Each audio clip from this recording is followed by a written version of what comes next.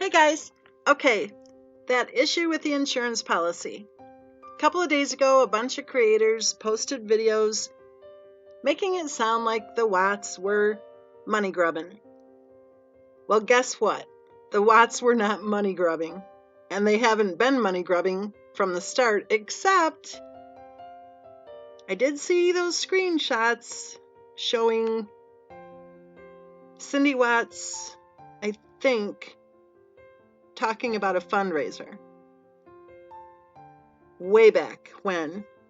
I didn't see them at the time. I just saw them the other day when someone put them in a video. I don't know. Who knows? Because I know the attackers like to create fake profiles too. So who knows? I have no clue. But besides that, in over 2 years, I haven't seen anything at all to indicate that Ronnie or Cindy Watts are money grubbers. So I did a video saying what the heck is going on, because all of a sudden a bunch of these channels that started after the case of Christopher Watts hit the news posted videos talking about that insurance issue.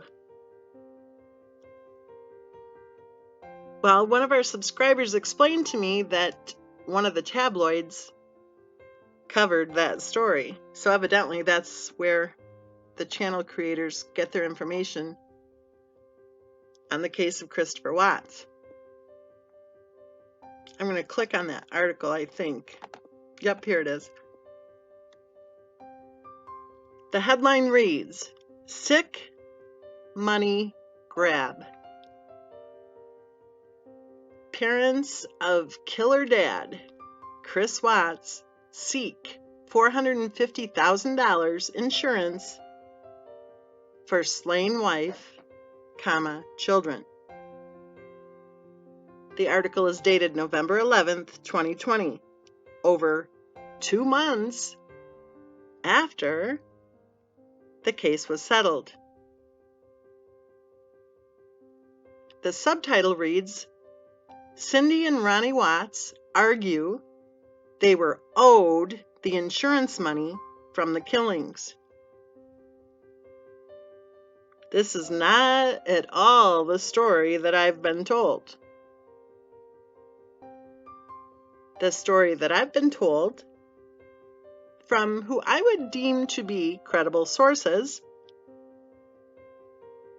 is that Ronnie and Cindy Watts were suddenly notified of an insurance payout that they were evidently listed as beneficiaries on. Subsequent to that notification, they were notified that there was an issue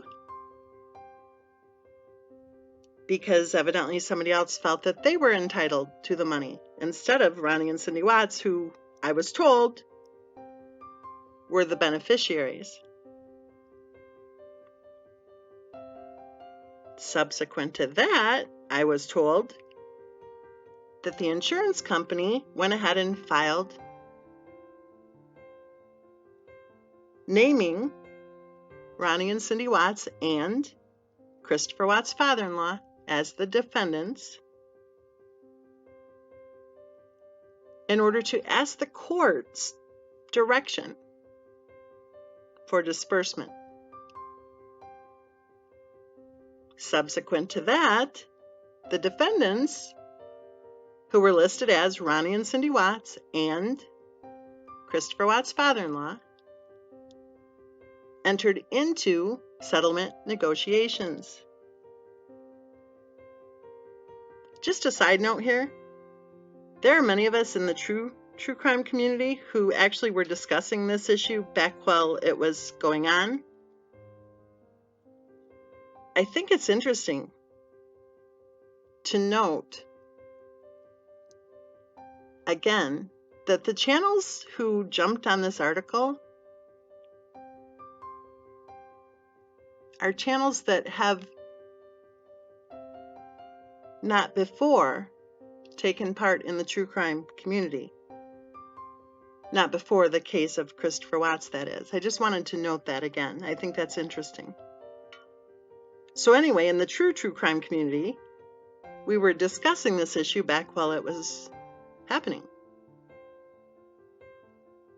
And then, I think it was late August or early September,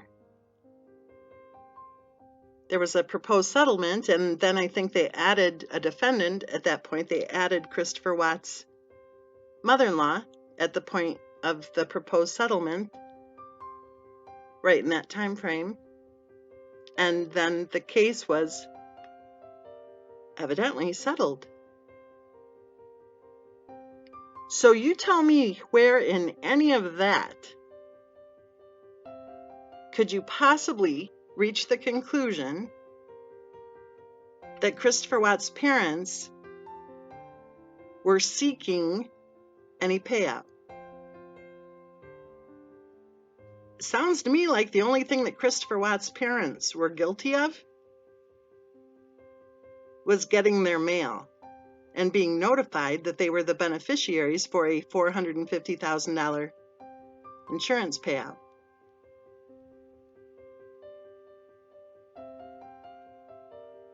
I'll tell you something else that I think that Ronnie and Cindy Watts might be guilty of. A couple of things.